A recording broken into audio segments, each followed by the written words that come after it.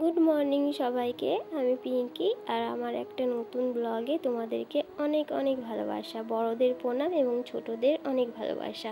তো চলো আজকের দিনটা শুরু করি এখান থেকেই। তো আমি সকালে উঠে বাসি কাজ সেরে স্নান করে এই যে আমি এখন ঠাকুর পরিষ্কার করছি পুজো করব বলে। তো চলো, এই যে আমার ঠাকুর পরিষ্কার করা হয়ে গেল। এই দেখো, গাছে একটা ফুল ছিল, কারণ এই ডালগুলো না আমি কেটে দিয়েছি, ফুল কম হচ্ছিল বলে।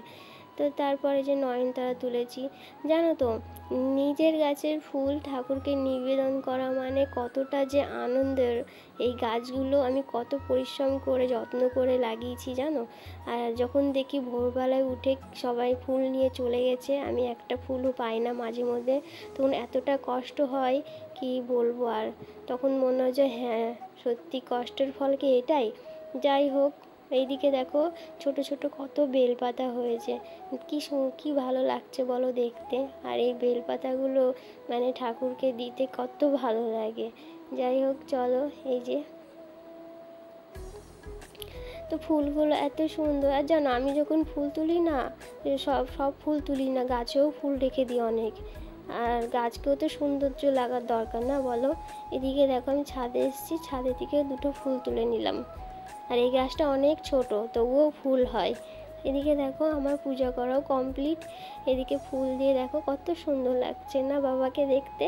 আর এদিকে দেখো দুটো, হ্যাঁ আবার এটা বলো না যে দু সাইডে দুটোটা কি, ওটা আমি এমনি দেখতে ভালো লাগার জন্য ওটা দিয়েছিলাম, কারণ বাবাটা আমার সাদা তো। আর এদিকে দেখো রাধা কৃষ্ণকে দেখো কত সুন্দর লাগছে। আর এদিকে আমি মোমবাতি আর একটু ধূপকাঠি দেখিয়ে দিলাম। ওইদিকে দেখো মা উপরে আছে, তো বাবাকেও আমি উপরে রাখি, কারণ বাবাকে তো আমি এই মুহূর্তে হাত পাই না উপরে, ওই জন্য নিচে রেখেছি। তো দেখো আমার পুজো করাও কমপ্লিট। তারপরে এই যে রান্নাঘরে চলে এসেছি। এই যে মানে কলমি শাক ছিল কটা, সেটা বের করলাম। আর এর কটা ডাটা ছিল, সেটাও বের করলাম। ভাবলাম দুটো চচ্চড়ি করবো, শাক ভাজা। তো আমার না শরীরটা খারাপ, পেটটাও খারাপ, ওই জন্য করা হয়নি। আর এই যে আগের দিনে রাত্রিরে ঘুগনি, সেটা গরম করব। আর দেখো এতটা গাঢ় হয়ে গেছে, একটা পিঠে তৈরি হয়ে গেছে। আর তারপরে যে গরম জল বসিয়েছি, এটা একটু পাতলা করব, কারণ এত মোটা না খাওয়া যাবে না, ভালোও লাগবে না। দেখে দেখো, এটা আবার বলো না যে এটা ঘুগনির কালার, কারণ এটা ক্যামেরাতে এরকম মনে হচ্ছে। এদিকে দেখো একটু জল আনতে দেবো, তো সেটা রেডি করে রাখলাম। আর এদিকে দেখো সব একটু পেঁয়াজ কুচি, লঙ্কা কুচি, একটু ধনিয়া পাতা আর একটু লেবু কুচি করে রেখেছি। আর এদিকে একটা তেঁতুল আমি ভিজিয়ে রেখেছিলাম, তো এটাকে আমি একটু চটকিয়ে নিচ্ছি। কারণ জানো তো, এই মানে এই যে তেঁতুলগুলার জলটা দিলে ঘুগনিটা না খেতে দারুণ লাগে।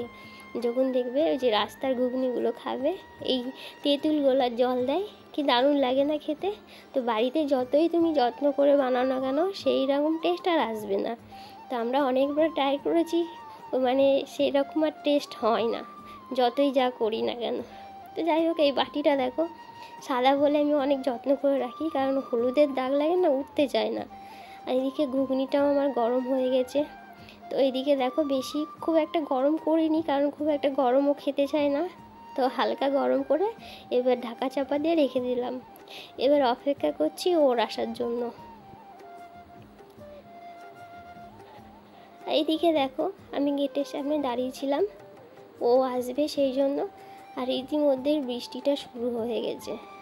এটা প্রায় দেখি আমি, ও যখন বাড়ি ফেরে তখনই এই বৃষ্টিটা শুরু হয়। জানি না কেন, মাঝে মধ্যে তো ভিজেও চলে আসে আর শরীরটাও খারাপ করে। এই তো আজকেও বলছিল জানো যে ওর একটু জ্বর। কি করব বলো, বর্ষার দিন তো এটাই হয়। আর এটা ভাবছিলাম যে এই যে এখন আসতে পড়ছে, এরপর তো যদি জোরে হয় তো আরও ভিজে যাবে। কি করবে কি জানি। এদিকে ফোনও করতে পারছি না, ফোনটা বৃষ্টির মধ্যে বের করতে পারবে না, সেই জন্য ফোনও করছি না। যাই হোক, এদিকে রান্নাঘরে চলে এসেছি। তারপরে দেখো এই যে শাকটা কেটে ভালো করে ধুয়ে রেখে দিলাম জল ঝরাতে। জানো তো বর্ষার দিনে শাক খেতে একদম ভালো লাগে না, কেমন একটা লাগে বেশ খেতে। তাও আমি নুন জলে ভিজিয়ে রেখেছিলাম যেন পোকামাকড়গুলো চলে যায়। তো যাই হোক, বরবাবু এদিকে ডিউটি থেকে চলে এসে টিফিন খেয়ে শুয়ে পড়েছে, আর আমি এদিকে দুটো জামা ধুতে এসেছি ঘাটে। তো দেখো পুকুরে এত জল হয়ে গেছে না, পুরো মনে হচ্ছে ভেসে যাবে এবার, আর একদিন বৃষ্টি হলে মনে হয় ভেসে যাবে, উপরে কতটা জল হয়ে গেছে। তারপর দেখো রান্না চাপিয়ে আমি ছাদে যাচ্ছি একটু, কারণ এই যে বরের এই রেনকোটটা, মানে গতকাল এত বৃষ্টি হচ্ছিল, রেনকোট পরে ডিউটি চলে গেল, তো সেটা গ্যারেজে রেখে দিয়েছিল ভিজে, তো আমাকে আজকে এনে বলল এটা হাওয়াতে দিতে। তো আমি একটু ছাদেই দিলাম, এটা জানো তো রোদে দিতে নেই, তো রোদটা ছিল না, এমনি হাওয়া হচ্ছিলো বলে আমি ছাদেই দিলাম। তো এদিকে আমি দেখতে এলাম যে এ পাশটা শুকিয়েছে নাকি, এ পাশটা শুকিয়ে গেলে ও পাশটা করে দেবো, উল্টিয়ে দেবো। তো এদিকে একটা আওয়াজ পেয়ে এদিকে এলাম, তো দেখছি একটা নারকেল পড়েছে। তো যাই হোক আমি এদিকে চলে এলাম, এ দেখো পিট করে দিলাম, এটা শুকোলে না নিয়ে চলে যাব।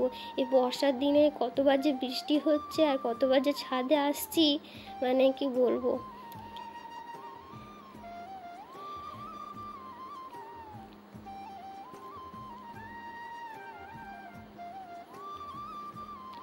দেখো আবার এসে বসেছে বাবুটা, কি সুন্দর লাগছে দেখতে।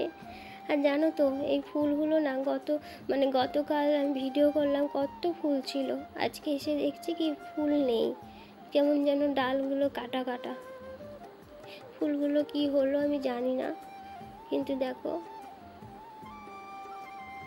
আমার জানি না, গাছ থেকে কেউ যদি ফুল তোলে না আমার খুব কষ্ট হয়, সেটা আমি কাউকে বোঝাতে পারি না, জানি না কেন। আর এদিকে দেখো আমি রান্নার জোগাড় করে রেখেছি, সোয়াবিন আলুর তরকারি করব আর পটলের সর্ষে বাটা করব। তো সর্ষে বাটা বলতে এই আলু সর্ষে, সাদা সর্ষে, লঙ্কা আর একটু নুন দিয়েছি, নুন না দিলে না একটু তেতো তেতো হয়ে যায়, ওটা আমি বেটে নিয়েছিলাম, আর একটু টক দই দেবো। এদিকে দেখো পটলগুলো আমি ভাজতে দিয়েছি, একটু ঢাকা দেবো তাড়াতাড়ি হওয়ার জন্য। তারপরে একটু লাল লাল ভেজে না ওই বাটাটা দিয়ে দিব, আর যখনই তেল ছেড়ে দেবে তখনই ভাববে এটা কমপ্লিট। তো একটু চিনি দেবে, একটু চিনি দিলে না মানে একটু মিষ্টি মিষ্টি হলে বেশি টেস্ট মানে ভালো লাগে খেতে। তারপর দেখো এদিকে কষিয়ে পেঁয়াজ রসুন কষিয়ে মানে সোয়াবিন আলু দিয়ে দিলাম, একটু কষাবো, কষিয়ে তারপরে একটু জল দিয়ে দিব। তারপরে এই যে জল দিয়ে এই যে দুটো থালা বাসন ছিল সেটাই আমি এখন ধুয়ে নিলাম, আর অলমোস্ট আমার রান্না কমপ্লিট। দেখো এদিকে ভাত, আর এদিকে পটলের সর্ষে বাটা, আলু সোয়াবিনের তরকারি, আর এদিকে আমড়ার চাটনি। আমড়ার চাটনিটা না আমি প্রথমেই করে নিয়েছিলাম, তোমাদের বলিনি কি দেখাইনি, কারণ ওটা দেখানোর সময় পাইনি। তো মানে ও বলে যে চাটনি নাকি গরম ভালো লাগে না, ঠান্ডায় ভালো লাগে।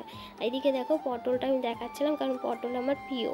আর এদিকে দেখো শরীরটা খুব খারাপ, হসপিটালে গিয়ে ওষুধ কিনে বাড়ি ফিরেছি। তো ভিডিওটা ভালো লাগলে লাইক, কমেন্ট এবং সাবস্ক্রাইব করে দেবো। ঠিক আছে, টাটা, বাই, গুড নাইট।